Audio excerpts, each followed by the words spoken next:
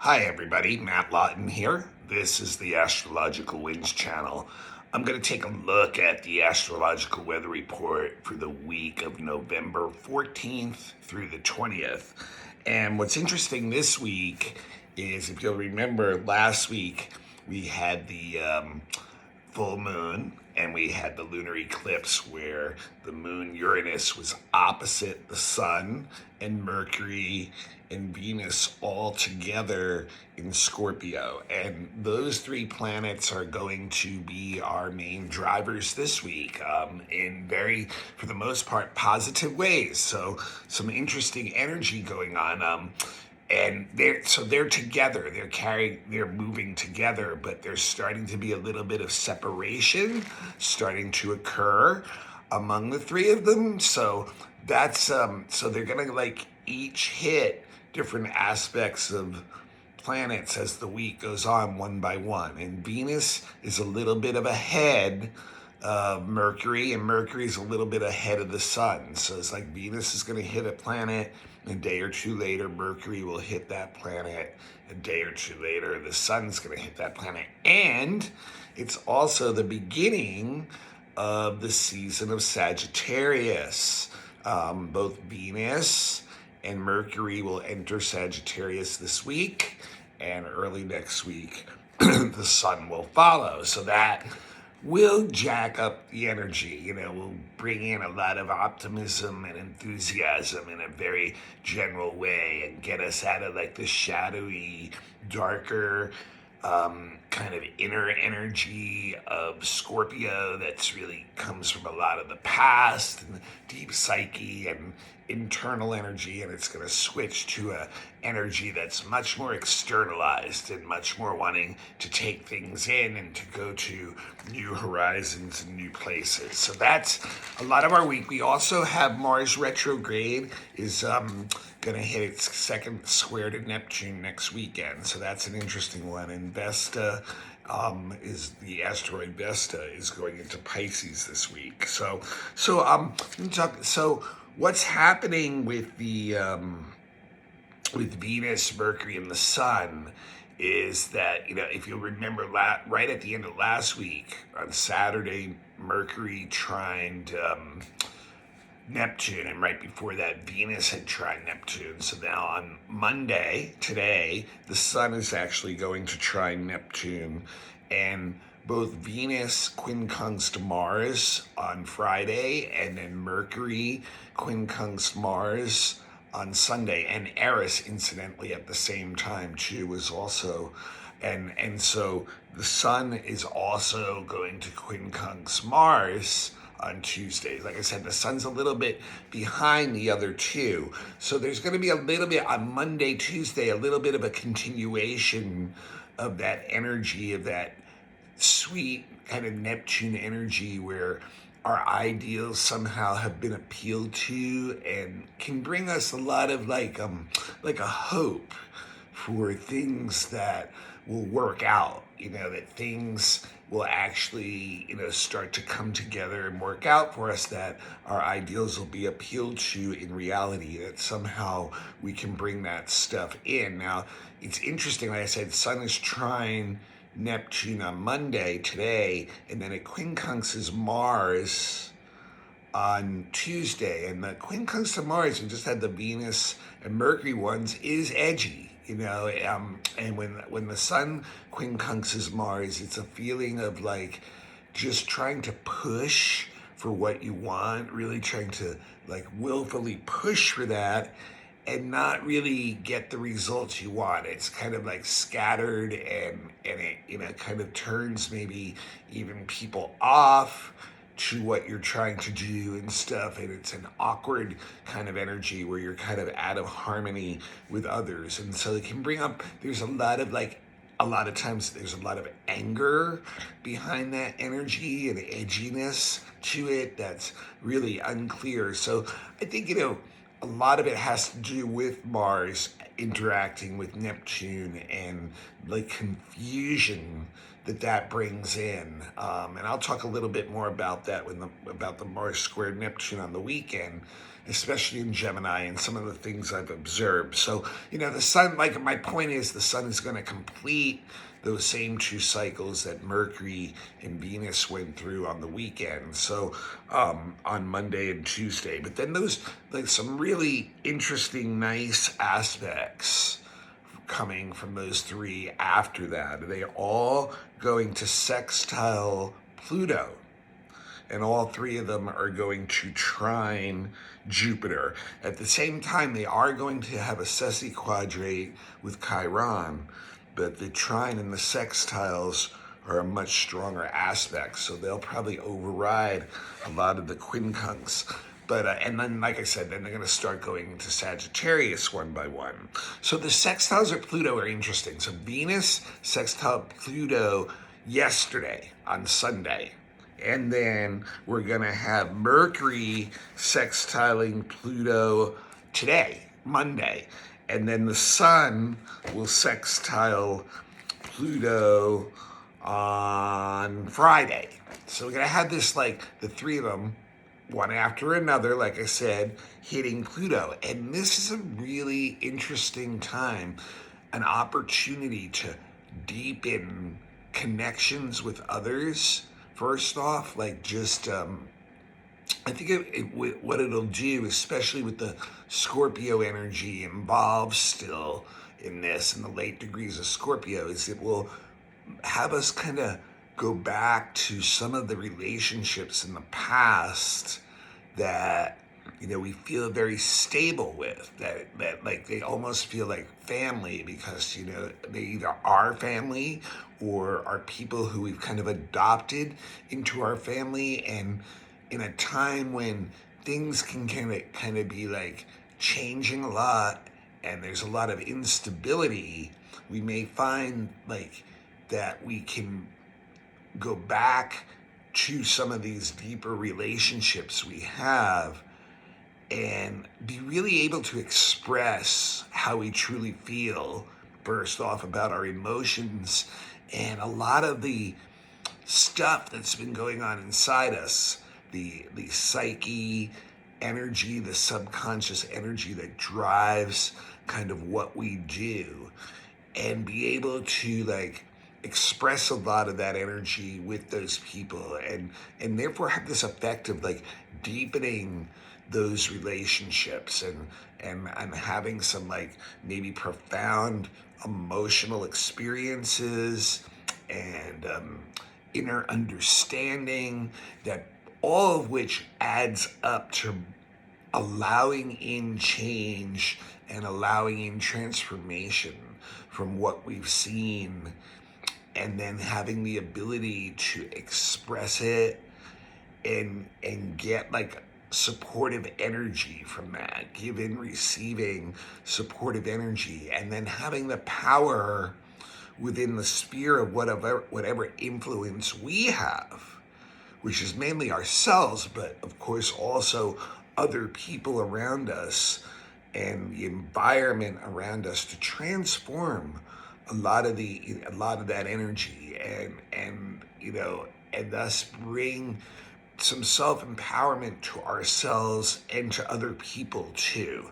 And so it's a great week for that in a very like general way, to really probe deep inside yourself through this season of Scorpio, which we've been going through for a month now, and kind of start to realize some of the things it's showing you, and then be able to process it with people who we, really can trust and allow us to come into our own power and bring in creative stuff and be able to, shake out a lot of the psychic debris stuff that's in our mind and that affects our relationships and our life, and be really deep and truthful with that stuff. And it can be powerfully transforming to those relationships and to our life. So we have this great opportunity all week to work on that.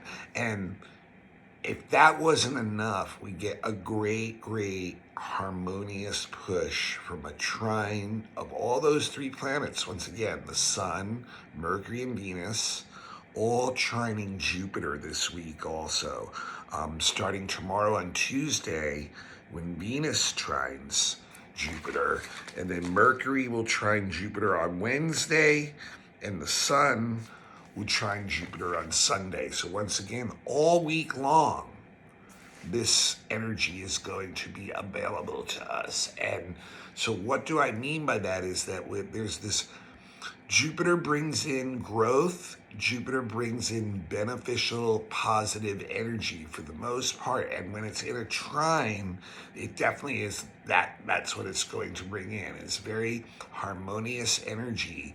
And, and so a lot of it is going to come through benefits that other people can bring to us, that come through our relationships, that also a lot from like having a far-reaching vision within ourselves and having the ability to, think into the future in a very broad way and be able to make plans that are very satisfying, optimistic, growth-oriented, business-like, and ultimately is bringing in a lot of personal growth. This is a time when we can really be in harmony with life and the path and journey that we're on, because we have a broad vision, and that vision has a lot of truth in it. It has a lot of wisdom and knowledge, and it's also very tolerant of being open to whatever energy is coming in through others, through new knowledge and understanding, through all kinds of experiences that we have, through any kind of information that we've been picking up either internally or externally. And so there's a lot of benefit here. And there's like also the energy to make connection, and on all kinds of levels, on like social, friendship, romantic levels, but also very much so on business, commercial levels that bring benefit to you and the other party. So this is like just a really good week to use these trines to boost those sextiles to Pluto and bring in a lot of personal growth, a lot on all kinds of levels too, literally physical, financial, emotional, spiritual, creative, intellectual, and the ability to like change our values and philosophies of life too, to be able to broaden them, to take in more, and to have this like zealous, optimistic, exuberant kind of feeling for what we're bringing in.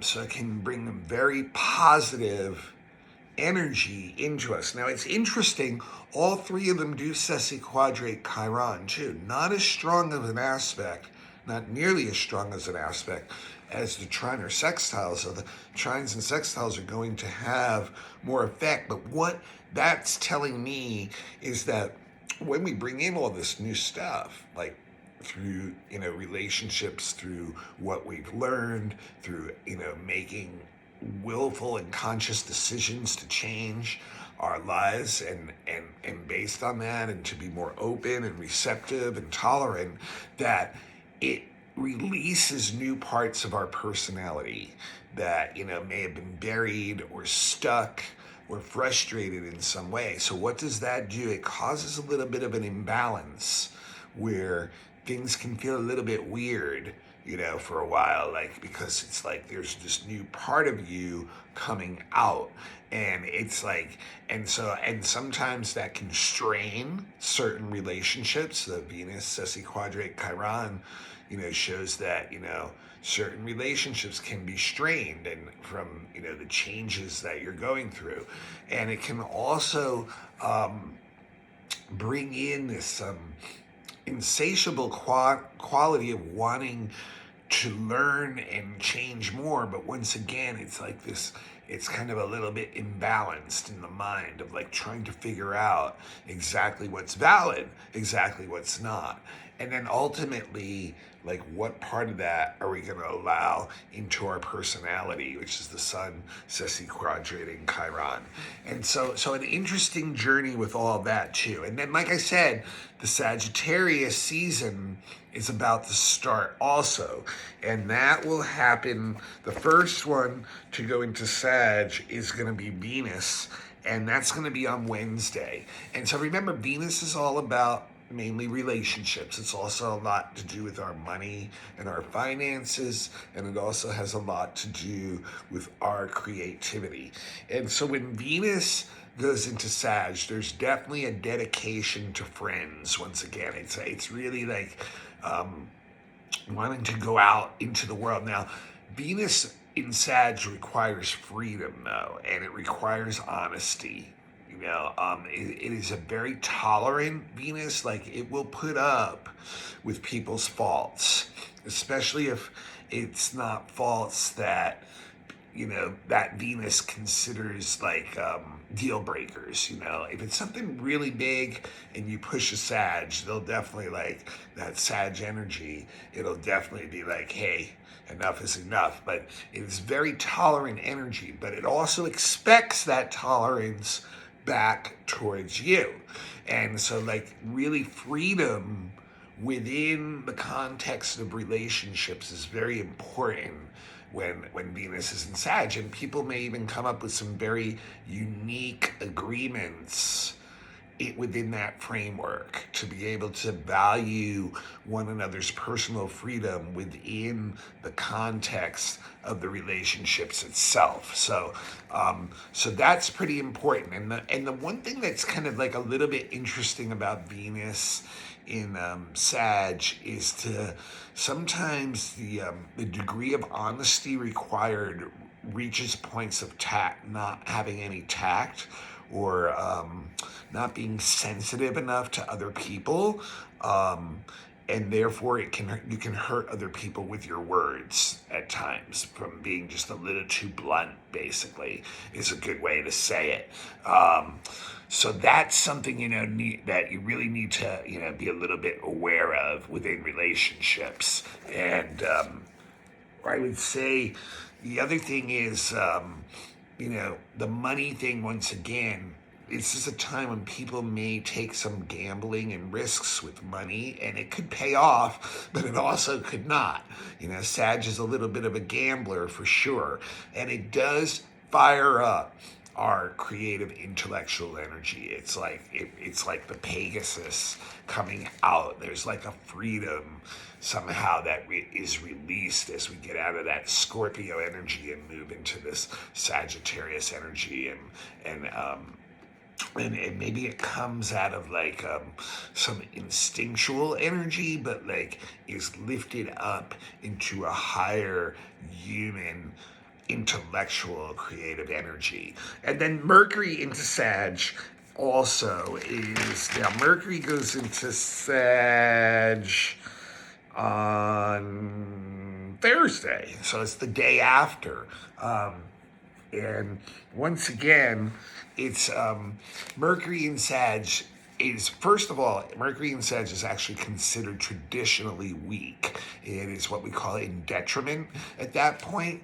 And Mercury in Sag is very curious. It wants to take in more. It wants to take in more wisdom, knowledge. It's once again very tolerant kind of energy that's coming in with Mercury in Sag, but it's also has the detriment part is the point where it can become literally very arrogant and self-righteous about what it thinks is right and what it thinks is wrong. So it's one of those energies where you think you can have the answer for everyone, and you don't.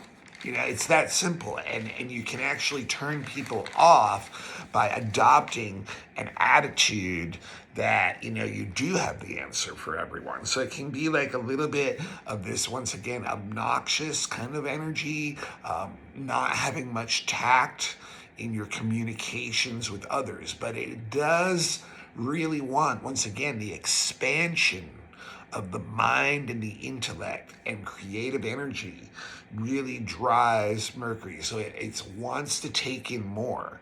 It's a good time to like travel and be exposed to other things, a good time to communicate with people who come from different backgrounds or cultures with you, because you're going to get exposed to these new, bigger things, and it makes you tolerant, and it makes our values and our philosophies kind of adjust to the new things we're exposed to. All right, I think the toughest thing this week is definitely this Mars retrograde squaring Neptune next Saturday. It's the second hit of Mars retrograde square Neptune, and so far I'm noticing with the Mars retrograde, I'm a little bit surprised.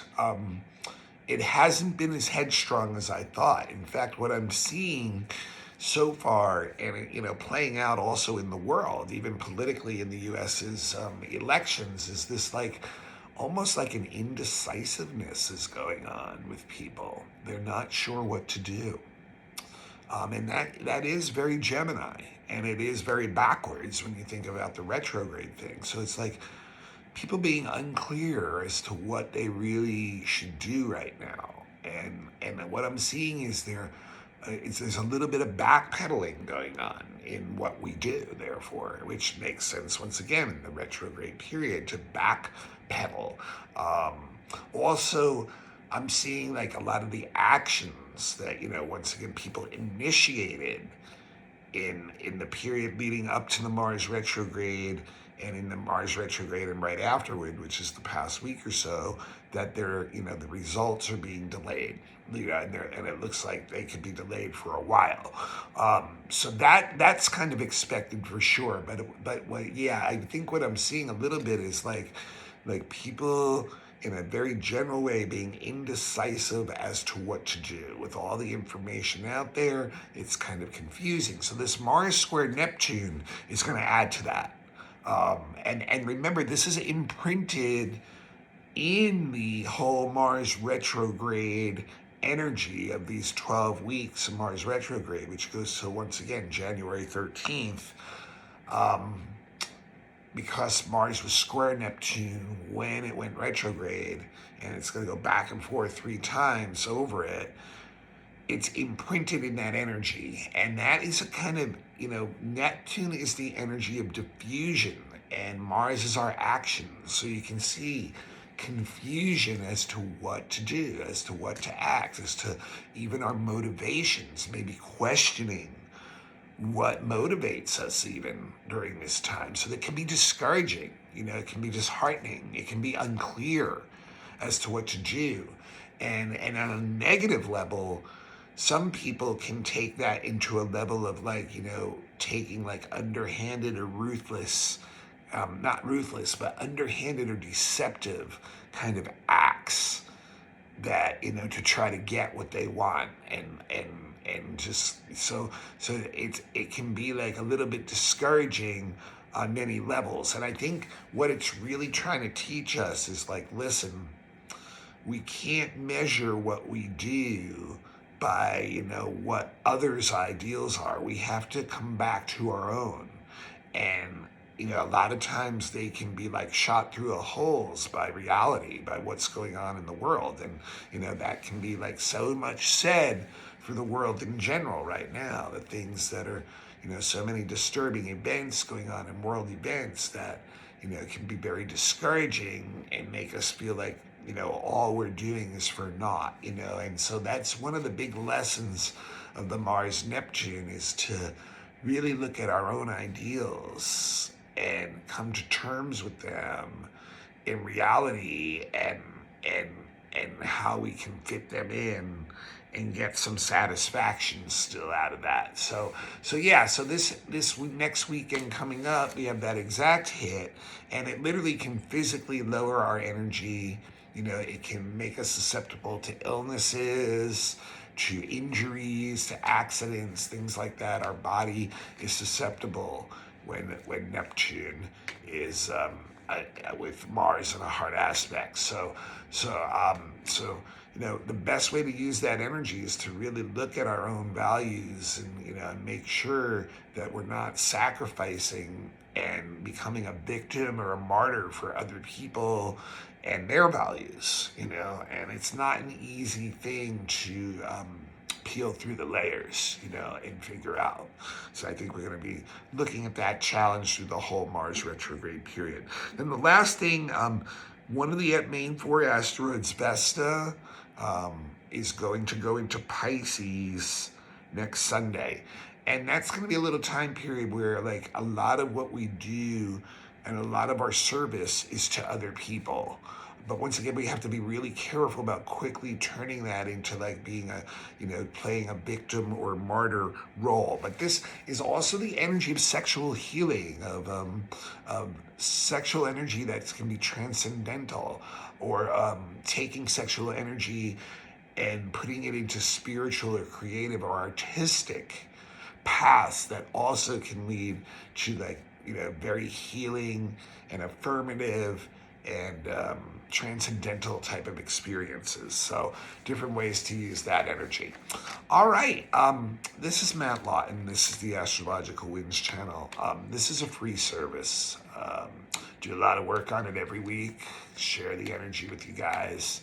And what I need you to do is share the blog with other people. If you please, when you're done, send the blog out, the link to the blog to somebody else. It's available on YouTube every week. And if you do have a YouTube account, you can become a follower. Just look up Astrological Winds channel, become a follower, and turn on your notifications, and you'll know whenever I post the link. It is also available on podcasts, multiple podcasts, distributed through Buzzsprout. So just look up Astrological Winds channel on your favorite podcast, because right now I really don't show a lot on the screen. It's usually just me talking to the camera like today. And so really no need for a visual aid at this point. And I know a lot of times it's easier to actually listen to a podcast, like say when you're out jogging or taking a walk or driving around or wherever it may be. So just look it up on your favorite podcast. If you don't find it on that one, look it up on another one, because I know it's out there on like 15 to 20 different ones. Also, it's available on Instagram. Astrological Winds channel, just look it up. I post the link there every Monday, and I also post extra comments during the week, usually a couple times a week on certain other days, so where there's a lot of astrology activity going on. And it's also available on Facebook. My Facebook account is private, so you do have to friend me first and ask for a friending, and that is Matthew with 2 T's, Matthew Lawton, Lauten.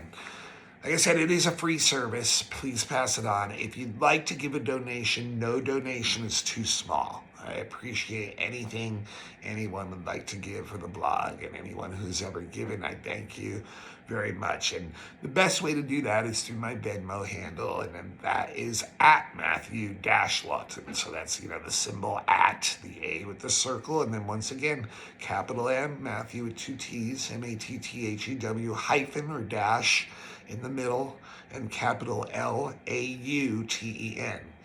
The best way you guys can support me is I've been a professional astrologer for 20 years, done probably 1,000 charts at this point. If you need a professional astrology reading, or if you know of anyone who does, please get in contact with me. The best way to do that is through my email. It's matthure823@gmail.com. One more time, that's matthure823@gmail.com. I do highly recommend natal chart reading if you haven't had one or haven't had a good one. That's your birth chart reading, and that's what you carry around your whole life.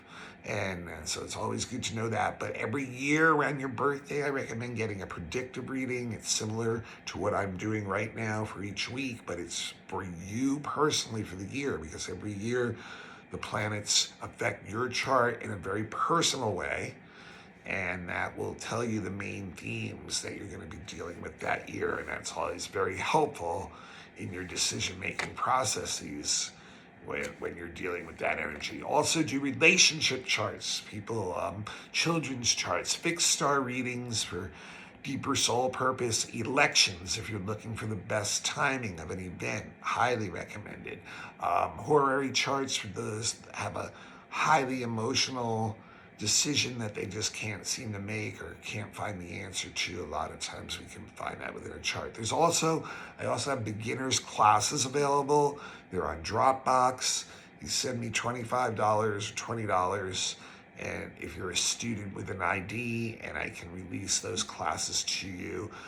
They're $25 a class, and I'm always ready to add more if anybody's ready to move beyond that. I'm also available for all kinds of events, mini readings, question and answer sessions, lectures, classes, things like that. So if you're interested in that, or if your group is, once again, best way to get me, email matthui823@gmail.com.